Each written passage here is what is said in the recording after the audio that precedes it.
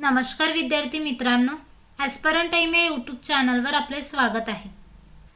तुम्ही जर चॅनलवर नवीन असाल तर चॅनलला सबस्क्राइब करा आणि नोटिफिकेशन ऑन करा, त्यामुळे नवीन अपडेट तुमच्यापर्यंत पोहोचू शकेल। बघा विद्यार्थी मित्रांनो, जलसंपदा विभाग भरती 2023 याचा निकाल अपडेट आपण बघणार आहोत। बघा, जलसंपदा विभागाने 13 मार्चला एक प्रसिद्ध पत्रक जाहीर केलेलं होतं। ते प्रसिद्ध पत्रक जाहीर करून जवळपास 1 महिना झालेला आहे, तरीही त्यांनी रिझल्ट जाहीर केलेला नाही। संबंधित विभागाकडून आपल्याला माहिती मिळालेली आहे।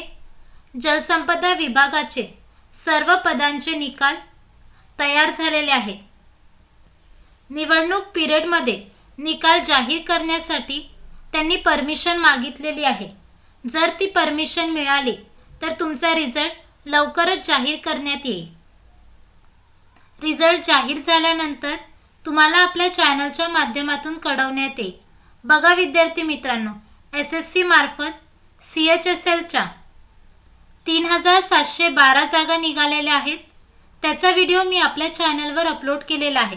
तुम्ही जर तो व्हिडिओ बघितला नसेल तर तो व्हिडिओ नक्की बघा।